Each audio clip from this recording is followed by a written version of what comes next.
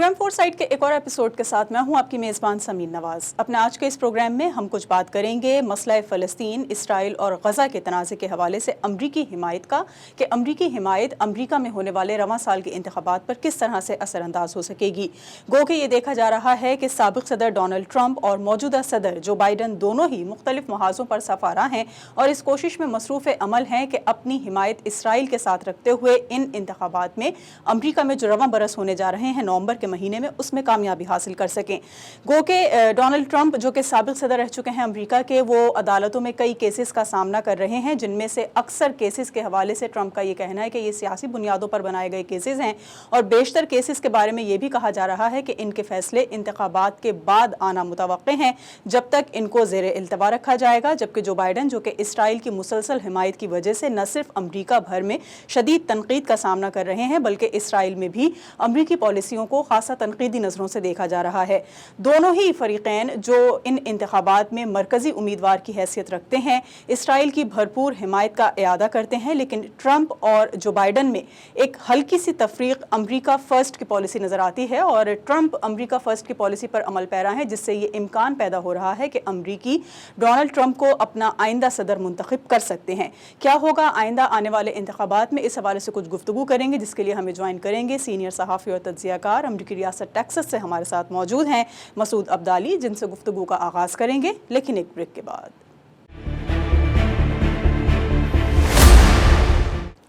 Welcome back नाज़रीन, programme four site में एक बार फिर आपको खुश आमदीद कहेंगे। ब्रेक पे जाने से कबल बात हो रही थी आज के प्रोग्राम के मौजू के हवाले से। अमरीकी रियासत टेक्सास से हमें आज के मेहमान ज्वाइन कर चुके हैं मसूद अब्दाली साहब।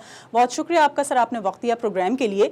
सबसे पहले ये बता दीजिए कि जिस तरह से हमारा आज प्रोग्राम का मौजू है कि इसराइल की हिमायत अमरीका के होने वाले इंतखाबात पर किस तरह से असरअंदाज हो सकती है, इस पर हम गुफ्तगू का आपसे आगाज़ करना चाहेंगे, लेकिन एक मुख्तसर थोड़ा सा ये हमें बता दीजिएगा कि आपका क्या इस बारे में ज़ाविया है कि जो दोनों फरीक़ैन हैं मरकज़ी उम्मीदवार के तौर पर देखे जा रहे हैं, डोनाल्ड ट्रंप और जो बाइडन जो मौजूदा सदर भी हैं अमेरिका के, किन महाज़ों पर सफ़ारा हैं और किस तरह के इनको मसाइल का सामना हो सकता है, ख़ास करके जो बाइडन की जो इसराइल के हवाले से हिमायत हम देख रहे हैं मौजूदा सूरत हाल में। शुक्रिया समीन। देखें, जो आपने बात फरमाई है ट्रंप के बारे में, मेरा ख्याल है कि इन पे जो मुकदमात हैं उससे बहुत ज़्यादा असर सियासी तौर पर नहीं पड़ रहा, इसलिए कि एक बड़ा जो अहम यानी फोरम है अदालती निज़ाम का, वो अमेरिका की सुप्रीम कोर्ट है। और आपको मालूम है सुप्रीम कोर्ट जो है अमेरिका की, वो नज़रियाती बुनियादों पर है। वो 9 अरकान पर मुश्तमिल बेंच जो है सुप्रीम कोर्ट का, उसमें से 6 जो है वो क़दामत पसंद हैं। उन 6 में से भी 3 वो हैं जिन्हें सदर ट्रंप ने, यानी जब सदर थे ट्रंप साहब, उन्होंने उस वक्त उनको नामजद किया। तो बिल्कुल खालिस नज़रियाती लोग हैं। तो इस बात का भी इम्कान है कि इन्हें इस्तिस्ना मिल जाए। उसकी अपील जो है वज़ीर समात है और आज भी उसकी समाअत हुई है। और या तो उनको इस्तिस्ना मिल जाएगा या ये कि कम से कम सुप्रीम कोर्ट उस मामले को इतनी देर तक, सुप्रीम कोर्ट में जैसे पाकिस्तान में भी सुप्रीम कोर्ट में इतने मुकदमात होते हैं कि वो फ़ौरन समाअत नहीं कर पाते। तो ख्याल यही है कि या तो उनके हक़ में फ़ैसला कर देगी सुप्रीम कोर्ट, या नहीं तो कम से कम वो उसको समाअत को इतना तूल दे देगी कि ये नवंबर के बाद की इनको तारीख मिलेगी, दिसंबर या जनवरी की। तो मेरा ख्याल है कि जो मुकदमात का मसला है उससे शायद ट्रंप साहब पे कोई मनफी असर नहीं पड़ेगा। बाकी जो क्रिमिनल मुकदमा उनके ऊपर है, 2-3 मुकदमात हैं, न्यूयॉर्क में भी हैं और जॉर्जिया में भी हैं, लेकिन मेरा ख्याल इन सब की वजह, चूँकि इन्होंने सुप्रीम कोर्ट से राब्ता कर लिया है और सुप्रीम कोर्ट जो है वो उस मामले को तूल देती नज़र आ रही है। तो मेरा ख्याल है कि मुकदमे वाली बात जो आप फरमा रही हैं उससे तो शायद फ़र्क नहीं पड़े। दूसरी एक और बात ये वही है कि जब जो सर्वे आ रहे हैं उसके मुताबिक तकरीबन 1/3 से ज़्यादा अमरीकी ये समझते हैं कि उनको सियासी इंतकाम का निशाना बनाया जा रहा है। तो इन मुकदमात से मेरा अपना ख्याल ये कि फ़ायदा शायद हो ट्रंप साहब को, नुकसान कोई नहीं होगा। तो ये तो कम से कम इसका जवाब है। बाकी ये कि दूसरे इस वक्त जो हॉट इशू हैं सबसे ज़्यादा, यानी जो मुल्की मईशत का मामला है वो तो बहुत अहम है। ये जो दूसरे अहम इशू हैं वो देखिए, एक तो ख़वातीन के हुकूक का मामला, ख़ासकर इस्क़ात का मामला जो है। आपको पता है कि अमेरिकी सुप्रीम कोर्ट ने ये फैसला, ये इख्तियार जो रियासतों को दे दिया है कि इस बारे में फ़ैसला करो। और अक्सर बहुत सी जिन रियासतों के अंदर रिपब्लिकन पार्टी की अक्सरियत है, وہاں پر انہوں نے اسقاط کو غیر قانونی قرار دیا. تو ایک بہت بڑی مہم اس وقت جو ہے, بہت بڑا ایشو جو انتہائی مہم کا وہ یہ بھی ہے کہ خواتین کے حقوق, جیسے کہتے ہیں کہ میرے سے میری مرضی, یہ تحریک بڑی عروج پر ہے, خاص طور نوجوان خواتین میں, حتیٰ کہ جو ریپبلکن پارٹی کی خواتین ہیں وہ بھی اس معاملے میں جذباتی. تو ایک تو یہ ایشو. دوسرا ایشو جو ہے وہ ہے امیگریشن کا. آپ کو معلوم ہے بہت بڑی تعداد میں میکسیکو کے سرحد سے لوگ کراس کر کے امریکہ آ رہے ہیں, جس کے اوپر سبھی کو تشویش ہے, لیکن ریپبلکن کو زیادہ کچھ تشویش ہے. تو وہ بھی ایک بڑا جسے کہتے ہیں ہاٹ ایشو ہے. تیسرا جو بڑی بات اس وقت سامنے آئی ہے وہ ہے فلسطین کی, غزہ کا معاملہ. دیکھیے شروع میں جب ہوا تھا اس وقت تو ایک جنگی جنون تھا, اور امریکہ کی جو برائے عامہ کی جسے کہتے ہیں اکثریت تھی 60 to 70%, وہ بالکل اسرائیل کی حامی تھی. ان کا خیال تھا کہ اہل غزہ نے حملہ کیا ہے, حماس نے حملہ کیا ہے, اور اس وقت بہت ہی ایسا لگا کہ جو ہولوکاسٹ ہونے والا ہے دوسرا, تو اس وقت ہے. لیکن اب جیسے جیسے جو ہے معاملات صاف ہو رہے ہیں, یعنی جسے کہتے ہیں دھند چھٹ رہی ہے, اور یعنی جسے کہتے ہیں کہ پروپیگنڈے کے غبارے میں سے ہوا نکل رہی ہے, اب یہ ہے کہ صورتحال سامنے آ رہی ہے. اور اب عالم یہ ہے کہ بہت بڑی تعداد امریکیوں کی جو ہے, بلکہ آج ایک سروے میں دیکھ رہا تھا اس کے اوپر CBS کے, تقریباً 53% امریکی سمجھتے ہیں کہ غلطی پر اسرائیل ہے, اور بلکہ اور کوئی 40% امریکی اب یہ کہتے ہیں کہ اسرائیل کو اسلحے کی فراہمی بند کر دینی چاہیے. اچھا, یہ بات جو ہے بہت سے لوگ کر رہے ہیں. سینیٹر برنی سینڈر نے کہا کہ وہ قرارداد لائیں گے. تو اس لحاظ سے میں سمجھتا ہوں کہ اب فلسطین کا مسئلہ جو ہے وہ بڑا اہم کردار ادا کرے گا انتخابات میں. اچھا عبدالی صاحب یہ بتا دیجیے کہ جس طرح گزشتہ برس ہم نے دیکھا کہ اکتوبر میں جب اس تنازع نے ایک نیا رخ اختیار کیا اور اسرائیل اور حماس کے مابین جو نیا سلسلہ شروع ہوا فلسطین کی آزادی کے حوالے سے اس جنگ کا, اس میں ایک بھرپور احتجاج کا مظاہرہ کیا گیا دنیا بھر کے, نہ صرف مسلمانوں کی جانب سے بلکہ انسانی حقوق کی تنظیمیں بھی ایک بڑے پیمانے پر انسانی جانوں کے ضیاع پر افسوس کرتی ہوئی نظر آئیں. لیکن بیچ میں کچھ سیٹل ڈاؤن ہو گئے, شاید معاملات, کچھ ٹھہراؤ آ گیا اس احتجاج میں. لیکن گزشتہ 1.5-2 ہفتے سے جو امریکہ بھر کی جامعات میں, تعلیمی اداروں میں ہم ایک نیا سلسلہ دیکھ رہے ہیں پروٹیسٹ کا, اس کے کیا معنی ہیں, اور کیا آپ کو لگتا ہے کہ یہ احتجاج کوئی اثر انداز ہو سکے گا امریکی انتخابات پہ, جو موجودہ حکومت ہے ان کی پالیسیز کو کوئی رد و بدل اس میں آ سکے گا, یا کسی قسم کا کوئی پریشرائز کرنے کی کوشش ہے ان جامعات میں موجود اساتذہ اور طلبہ کی جانب سے اس احتجاج کے ذریعے؟ بالکل پڑے گا. دیکھیں جو شروع میں جیسے آپ نے فرمایا, شروع میں جو احتجاج تھا نا وہ مسلمانوں کا احتجاج تھا, یعنی صرف مسلمان آئے تھے, اور عرب اور مسلمان سب آئے تھے بڑے پیمانے پر. لیکن اب جو گزشتہ 2-3 ہفتوں سے شروع ہوا معاملہ, یہ تقریباً 10 دن پہلے سے شروع ہوا جامعہ کولمبیا سے.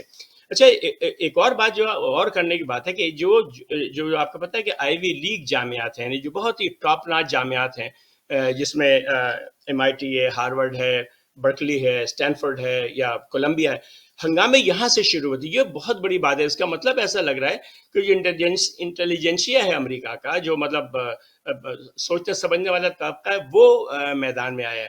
اور ایک اور بات جو غور کرنے والی بات ہے, خالی طلبہ نہیں ہے بلکہ اب اساتذہ بھی آئے ہیں. آپ کو یاد ہو, آپ نے دیکھا ہوگا کل جامعہ ایمری ہے جارجیا کی, وہاں پر شعبہ فلسفہ کی چیئرمین صاحبہ کو گرفتار کر لیا, اور اس کے بعد شعبہ اکنامکس کی سینئر پروفیسر ہیں ان کو گرفتار کیا, اور بری طریقے سے انہیں زمین پہ گرایا, اور خاص جو کل اب جو آج کل ویڈیو آ رہی ہے اس کی وجہ سے.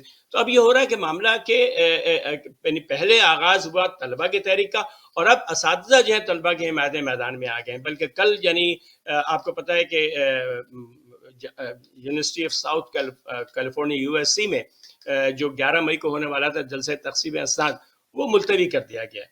یعنی اب ہنگامہ اتنا زیادہ بڑھ گیا ہے. اور ایک اور یعنی جو وہی میں نے کہا یہ کمال کی بات ہے وہ یہ کہ سارا آغاز شروع ہوا انتہائی موقر جامعات سے, جن کا بڑا مقام ہے امریکی سسٹم میں, امریکی نظام میں. اور ایک اور بات جو غور کرنے کی وہ یہ کہ یہ جو طلبہ کا مظاہرہ ہے, یہ فلسطینی طلبہ کا, یہ مسلمان طلبہ کا نہیں, بلکہ یہ طلبہ ہیں اس کے اندر. یہ سب لوگ, زیادہ تر اس میں سیاہ فام ہیں, لیکن جن جامعات میں شروع ہوا ہے یہ سفید فام جامعات ہیں, MIT اور ہارورڈ اور برکلی وغیرہ. وہاں پر یہ شروع ہوا ہے. تو اس لحاظ سے پھر یہ تاریخ امریکہ کی رہی ہے. ویتنام کی جنگ میں بھی کبھی آغاز جو ہوا تھا، ویتنام کی جنگ کے خلاف جو تحریک آغاز ہوا تھا وہ طلبہ تحریک سے ہوا تھا، اور اس کے بعد وہ اتنی زور پکڑ گئی کہ آخر کار حکومت کو جنگ بندی میں مجبور ہونا پڑا. تو یہ جو ابھی صورتحال ہوئی ابھی 10 دن سے ہو رہا ہے. اور دوسرے اس کے اوپر جو رد عمل آیا ہے امریکہ کا، امریکی حکومت کا، وہ اس کی وجہ سے خاص طور سے جو ہمارے اساتذہ جو ہیں وہ بڑے مشتعل ہیں. جیسے آپ کو یاد ہوگا کہ آپ نے سنا ہوگا کہ جامعہ کولمبیا میں انہوں نے کہا کہ ہم اسٹیٹ پولیس بلائیں گے، یعنی کہ جسے کہتے ہیں رینجرز، ہم پاکستان میں ہوتے ہیں، یعنی رینجرز کو بلایا جائے گا اس مظاہرے کو کچلنے کے لیے. پھر ہارورڈ میں انہوں نے جو ہے فائر بریگیڈ سے پانی کا چھڑکاؤ کیا، اور ٹیکسس میں جو ہے وہ اسٹیٹ ٹروپرز بلائے گئے اس کو مجمع کو کچلنے کے لیے. تو اس کی وجہ سے جو ہے اساتذہ جو ہیں وہ میدان میں ہیں. کل کولمبیا، جامعہ کولمبیا کے اکیڈمک کونسل میں ایک قرارداد منظور کی گئی جس میں سخت مذمت کی گئی ہے وائس چانسلر کی. حالانکہ وائس چانسلر صاحبہ جو ہیں وہ مصری نژاد ہیں، ان کے خلاف ایک زبردست قرارداد منظور ہوئی ہے کہ انہوں نے پولیس کو کیوں بلایا جامعہ، اس لیے ان کا خیال ہے کہ اس سے جامعہ کا تقدس پامال ہوا ہے. تو اس لحاظ سے ایک تحریک چلتی نظر آ رہی ہے. لیکن اس کی وجہ سے کوئی سیاست میں تبدیلی نظر آئے گی، انتخابی نتائج میں تبدیلی ہوگی، مجھے اس کے بارے میں شدید جسے کہتے ہیں تحفظات ہیں.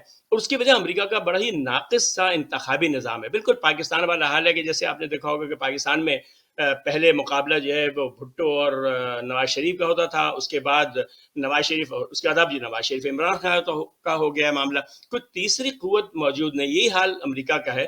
اگرچہ کہ قانونی طور پر 12-13 سیاسی جماعتیں ہیں، یعنی کمیونسٹ پارٹی ہے، سوشلسٹ پارٹی ہے، گرینز پارٹی ہے، یہ اور بہت سارے آزاد امیدوار جو میدان میں، لیکن بہرحال مقابلہ جو ہے وہ ڈیموکریٹک پارٹی اور ریپبلکن پارٹی کے درمیان ہے. اور اسرائیل کے معاملے میں یہ دونوں ایک سے بڑھ کے ایک پرجوش ہیں. یعنی اگر بائیڈن صاحب جو ہیں وہ کہتے ہیں کہ میں غیر مسیحی زائنسٹ ہوں، تو ٹرمپ صاحب نے کہا ہے کہ اگر میں حکومت پہ آ گیا تو میں مظاہرے پہ پابندی لگا دوں گا اسرائیل کے خلاف. ٹھیک ہے. اچھا، مسلمانوں کے ووٹ کی جس طرح سے آپ نے بات کی کہ گو کہ کوئی آپشن ان کے پاس موجود نہیں ہے، ریپبلکنز نہیں تو ڈیموکریٹس، کسی ایک کو ووٹ ضرور دینا ہے، اور ان دونوں ہی جماعتوں کی جو پالیسیز ہیں یا جو اسٹیک ہولڈرز موجود ہیں امریکہ میں، ان کی اسرائیل کے ساتھ حمایت نظر آتی ہے. لیکن کون سی اہم ریاستیں ہیں وہ جہاں پر مسلمانوں کا جو ووٹ ہے وہ کچھ تبدیلی لا سکتا ہے یا وہ اہمیت کا حامل سمجھا جا رہا ہے؟ جو امریکہ بھر کی ریاستوں میں مسلمان موجود ہیں، وہ کن ریاستوں میں زیادہ تعداد میں پائے جاتے ہیں اور وہاں ان کے ووٹ کی بہت اہمیت ہے؟ تو اس لحاظ سے ایسا لگ رہا ہے کہ اگرچہ کہ ریئیکشن تو ہے، لیکن لوگوں کا چوائس کیا ہے. یعنی اگر وہ کہتے ہیں ایک طرف کھائی ایک طرف کنواں ہے، کہ اگر وہ بائیڈن کو ہٹاتے ہیں تو ٹرمپ صاحب آ جاتے ہیں، ٹرمپ کو سپورٹ کرتے ہیں تو ٹرمپ صاحب بھی بذات خود کوئی بہت اچھے نہیں ہیں. تو اس لحاظ سے یہ بڑا مسئلہ ہے، یعنی مسلمانوں کے لحاظ سے. حالانکہ اس وقت مسلمان اس پوزیشن میں ہیں امریکہ میں کہ وہ تبدیلی لا سکتے ہیں. اور خاص طور چونکہ امریکہ میں انتخابی نظام آپ کو پتہ ہے کہ پاپولر ووٹوں میں فیصلہ نہیں ہوتا بلکہ الیکٹرل ووٹوں میں فیصلہ ہوتا ہے، اس لیے ریاستیں جو ہیں بہت اہم ہیں. تو اس لحاظ سے میں آپ کو عرض کروں کہ جو ریاستیں ہیں پینسلوانیا، ایریزونا، جارجیا، مشیگن، نیواڈا اور وسکانسن، اس کے اندر مسلمانوں کے ووٹ اتنے ہیں کہ وہ کسی کے حق میں فیصلہ آ سکتا ہے، یعنی وہ فیصلہ کن حیثیت رکھتے ہیں. اور ان ریاستوں کے جو مجموعی الیکٹرل ووٹ ہیں وہ 77 ہیں. یہ ساری کی ساری ریاستیں جو ہے جیتی تھیں 2020 میں بائیڈن صاحب نے، وہ مسلمانوں کے ووٹ سے جیتی تھی اور فرق بھی بہت کم تھا. تو اگر یہ مسلمان اس دفعہ ان ریاستوں میں ان کے خلاف ووٹ دیتے ہیں بائیڈن صاحب کے، تو بائیڈن صاحب کا صدر بننا تقریباً ناممکن ہے. لیکن مسئلہ یہ ہے کہ مسلمان یکسو نہیں ہیں ٹرمپ کے حق میں، اس لیے کہ ان کو ٹرمپ سے زیادہ خراب نظر آتا ہے. تو ایک بڑی یعنی گومگو کی کیفیت ہو گئی ہے مسلمانوں کے لیے کہ وہ اپنے ووٹ کیسے استعمال کریں. اگر وہ کسی تھرڈ پارٹی کو دیتے ہیں، یعنی انڈیپینڈنٹ امیدوار ہیں بہت سارے، تو اس کا فائدہ ٹرمپ کو ہوگا. یعنی بائیڈن کے مخالفت کا فائدہ ٹرمپ کو ہو رہا ہے، اور ٹرمپ جو ہے وہ بھی مسلمانوں کے لیے قابل قبول نہیں. ٹھیک ہے عبدالی صاحب، یہاں ایک بریک لیں گے، بریک کے بعد واپس آئیں گے تو آپ سے کچھ مزید گفتگو بھی کریں گے. ہمارے ساتھ رہیے.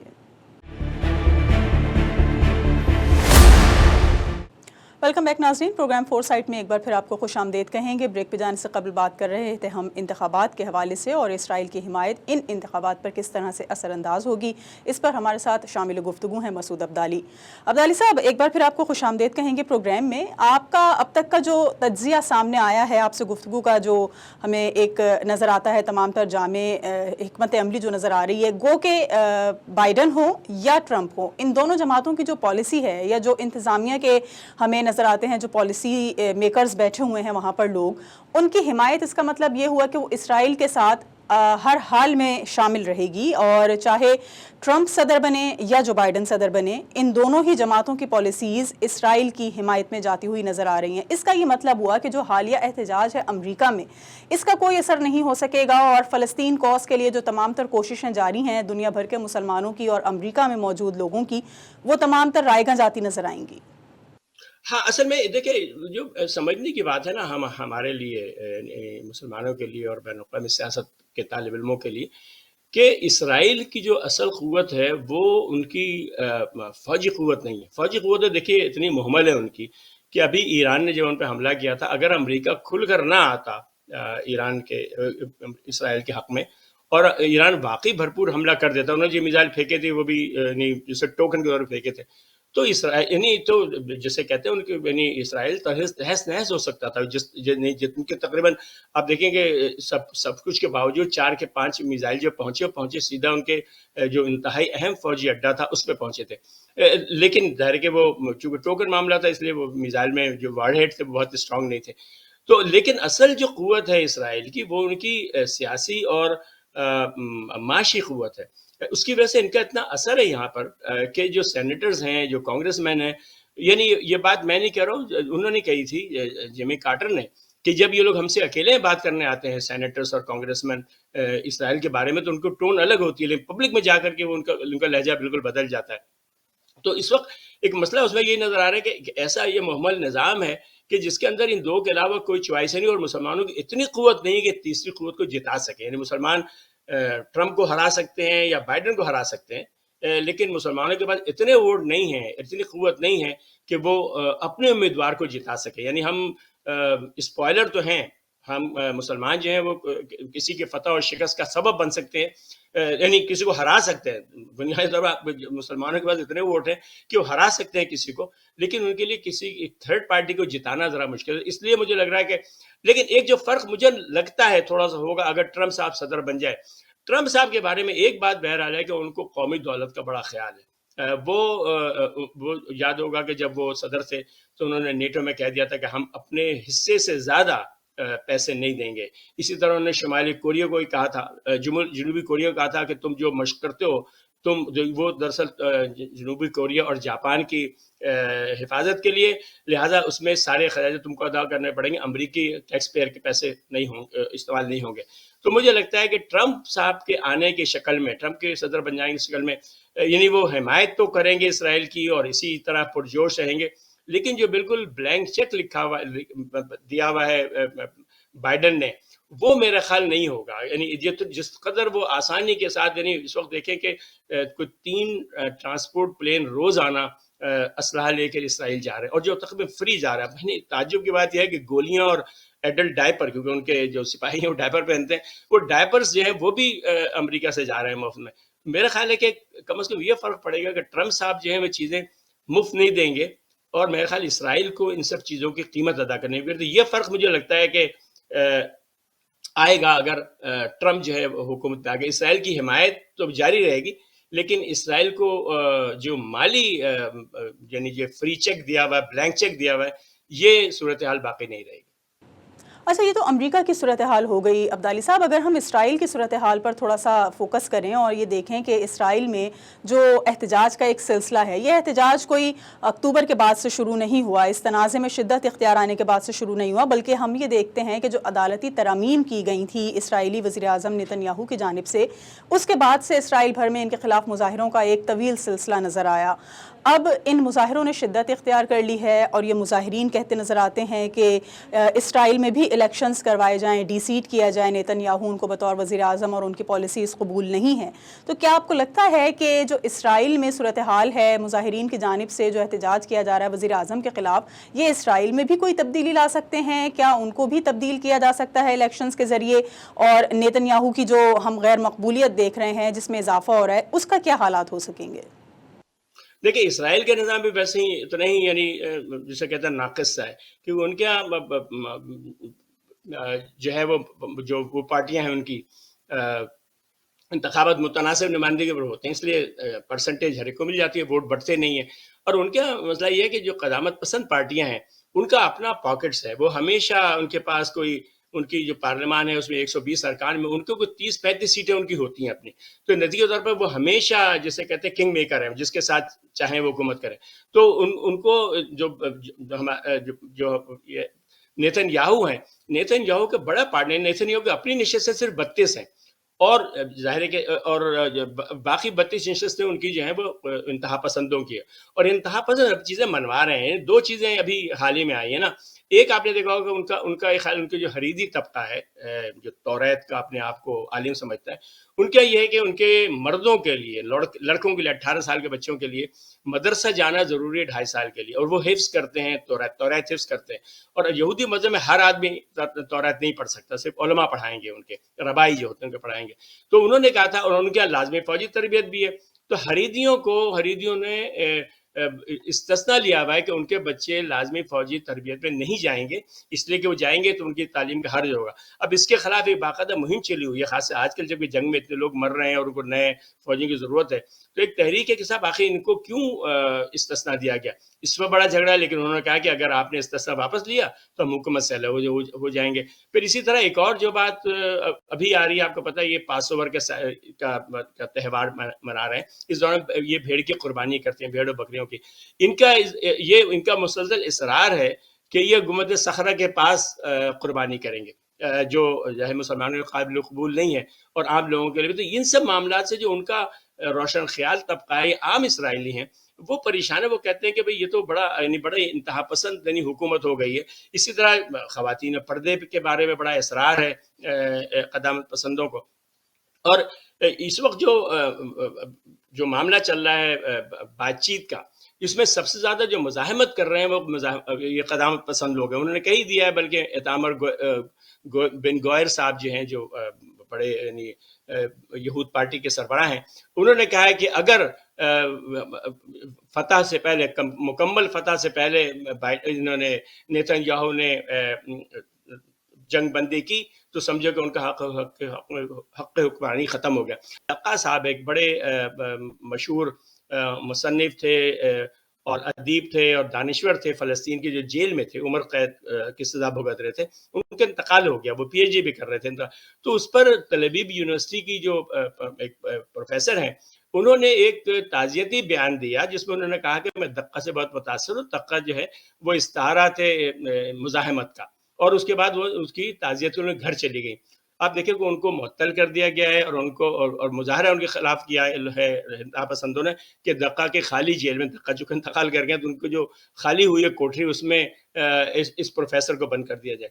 تو یہ جو معاملات وہاں چل رہے ہیں، اس سے عام لوگ پسند نہیں کرتے. ان کا بھی مسئلہ تو ہے، لیکن اس وقت چونکہ جنگی جنون ہے، اس لیے یہ بات نہیں. اور پھر آپ یہ فرمائیں کہ یہ بالکل صحیح ہے کہ وہ انتہائی نامقبول ہیں نیتن یاہو، اور یہ بالکل طے بات ہے جنگ ختم ہوئی اور حکومت ختم ہوئی، اور ان کی حکومت ختم ہوئی اور وہ جیل گئے، اس لیے کہ ان کے اوپر کرپشن کے اتنے سارے مقدمات ہیں نیتن یاہو پہ کہ وہ استثنا کے بل پر گزشتہ 5 سال سے جیل سے باہر ہیں. جیسے ہی حکومت ختم ہوگی وہ جیل میں جائیں گے. اور یہ بھی معلوم ہے کہ جنگ ختم ہوئی تو سب سے پہلا کام یہی ہوگا کہ ان کے خلاف عدم اعتماد آئے گی اور وہ حکومت سے چلے جائیں گے. تو ایک اور مسئلہ یہ بھی ہے جنگ ختم، ایک یعنی جو مشکل ہے جنگ ختم نہیں کرنے میں، رکاوٹ جو ہے وہ یہ بھی ہے کہ وہ جو وہاں کا سیاسی بحران ہے اسرائیل کا، اس نے معاملات کو زیادہ خراب کیا ہوا ہے.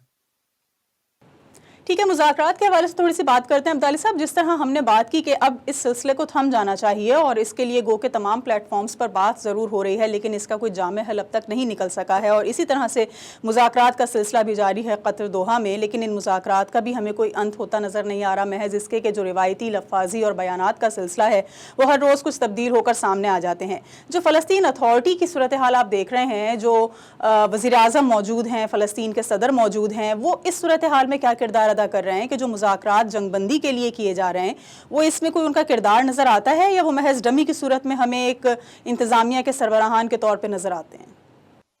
دیکھیں یہی ایک بڑا مسئلہ ہے کہ جو فلسطین اتھارٹی پی اے جسے ہم کہتے ہیں، مقتدر فلسطین جو ہے وہ بالکل نمائشی ادارہ ہے. خود وہ تو جہاں پر ہیں رام اللہ میں، جہاں یعنی جو دارالحکومت ہے، سو کال دارالحکومت ہے فلسطین کا، اور رام اللہ میں بھی ان کا اختیار نہیں ہے. وہاں پر بھی جو ساری کارروائیاں ہو رہی ہیں اس وقت وہ سب کے سب جو ہے وہ وہاں بھی حماس ہے.